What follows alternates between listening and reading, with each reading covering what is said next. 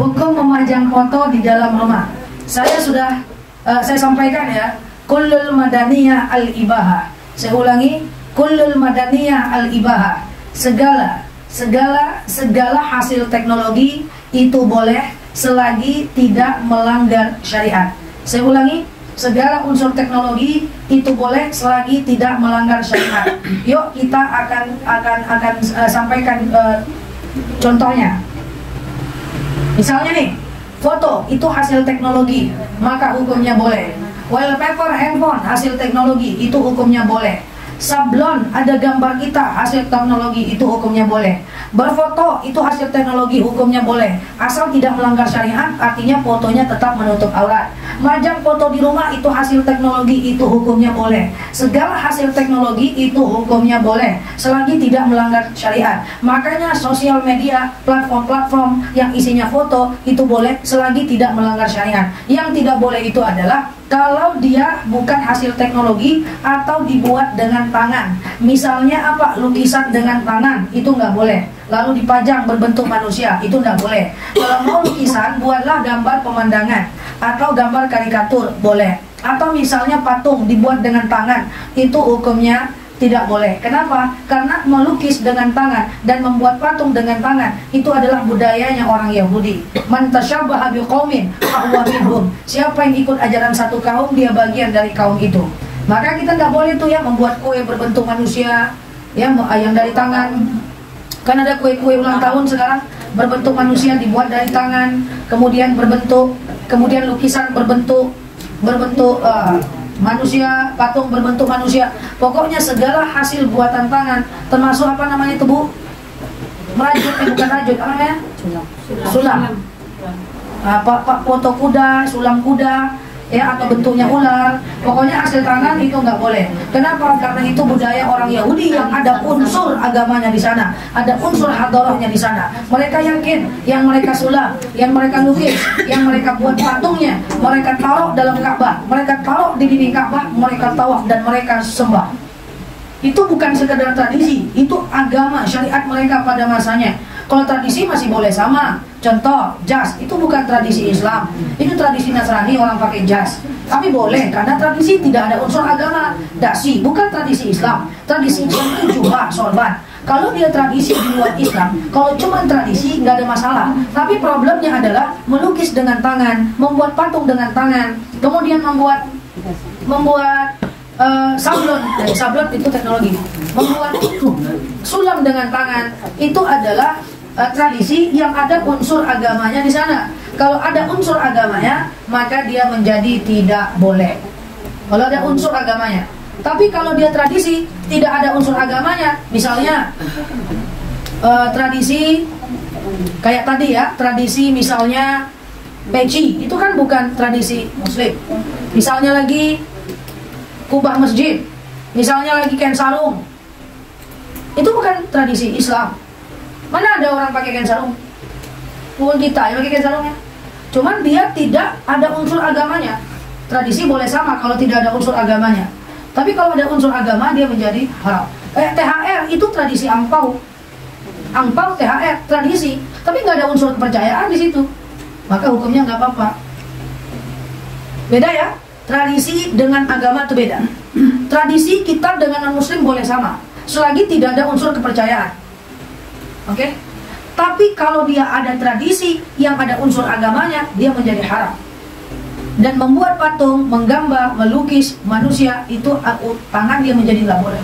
Tapi kalau dia cuma hasil teknologi, itu boleh. Banyak loh tradisi kita yang mirip dengan non-muslim, tetapi tidak ada unsur agamanya. Peci, jas, celana levis, ya, dasi, kain sarung. Itu kain sarung itu karena Wali Songo ketika dakwah ke Indonesia kan, dibawa oleh Wali Songo kan. Tidak apa-apa karena nggak ada unsur agamanya, boleh. Tapi kalau ada unsur agamanya, dia menjadi tidak boleh. Contoh meniup lilin kalau ulang tahun, itu kan tradisi orang Nasrani, tapi ada kepercayaan itu.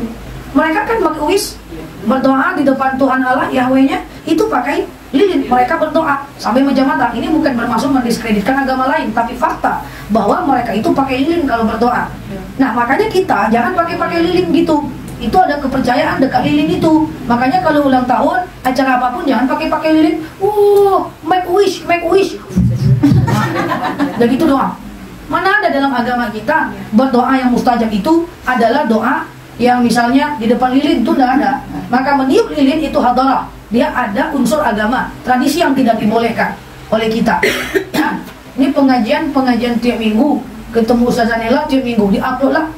Tidak cocok itu. Pengajian tiap minggu, make wish lah di depan lilin.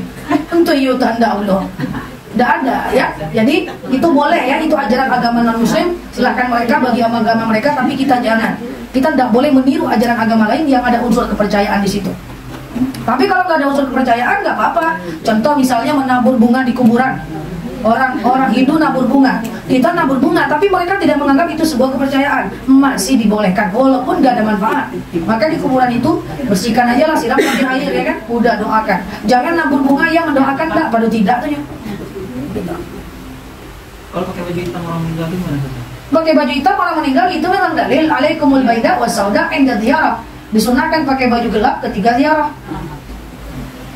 Tapi katanya ngikutin orang Nasrani itu gimana? Kalau bukan pakai kita hari-hari nggak boleh pakai baju. Bu, yang ngikutin orang Nasrani banyak bu. Cuman kan ada dalam agama Islam itu syar'u man qablana. Coba ya, fokus ya. Ini agak sulit sih ya. Ada dalam agama Islam itu namanya syar'u man qablana. Ya, syar'u man qablana. Syariat umat terdahulu yang masih kita disunahkan sampai sekarang. Puasa Asyura yang kemarin ibu heboh puasa, itu orang Quraisy sudah puasa bu. Sebelum Islam puasa bu. Rasul puasa Asyura sebelum ada perintah puasa Ramadan.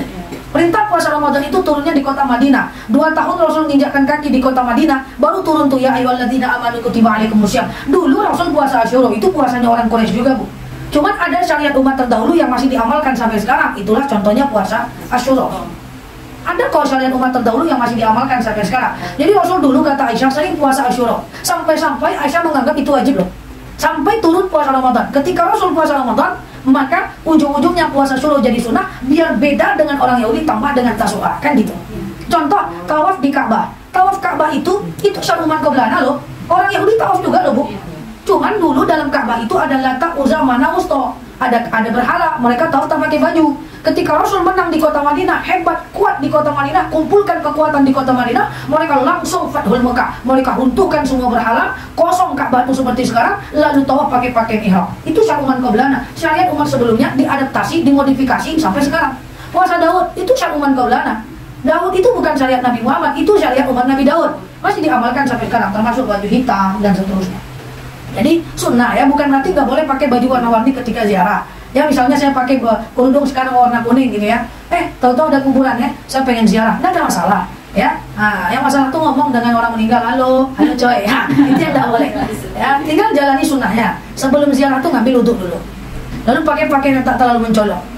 Ya, kemudian baca assalamualaikum ya ahlud diyar atau assalamualaikum ya ahlul kubur. Masuk ke kuburan itu, ya bersihkan sampah-sampah itu. Siram pakai air, doakan dia. Baca Yasin di kuburan gimana mustajab? Boleh, tapi panas. Tidak ada ya. Kuburan bukan tempat mustajab. Di rumah atau di mana-mana sama. Jadi ziarah tuh jangan lama-lama, yang penting sering. Ini buat tenda lah dari kuburan gua. Ujung-ujungnya sekali setahun. Jangan, biar sedikit tapi sering. Gitu. Nah iya, dia menganggap kuburan tuh tempat mustajab. Perempuan gimana ziarah kubur? Boleh nggak? Kuntu nahaitukum an ziyaratil kubur ala fadruha. Dulu aku larang perempuan ziarah kubur, sekarang aku bolehkan. Nah, ini lain lagi babnya nih. Dalam agama Islam itu ada ilmu nasakh wal mansukh. Dalam ilmu hadis itu banyak kan. Makanya belajar tafsir hadis lebih rumit dibanding belajar tafsir Quran. Hadis itu jumlahnya ratusan ribu. Quran itu cuma 6.666 ayat. Makanya kalau nggak total belajarnya kacau kita. Ya, ada hadis yang lama, perempuan jangan kalian ziarah kubur. Dibaca hadis itu berarti tidak boleh ziarah kubur, ya telat langsung ziarah kubur jadi haram. Padahal ada hadis yang terupdate. Apa kata Rasul? Kuntu nahaitukum an ziyaratil kubur ala fadruha. Dulu aku larang wanita ziarah kubur, sekarang aku bolehkan. Jadi hadis yang lama hukumnya mansukh dengan hadis yang baru. Itu namanya ilmu nasakh wal mansukh hadis. Hadis yang lama terhapus hukumnya dengan hadis yang baru. Jadi perempuan boleh saja ziarah kubur. It's okay, nggak ada masalah. Oke Kak? Ulang lagi. Jadi tadi apa? Dapat ilmu baru. Syar'u man qablana. Apa namanya? Lagi.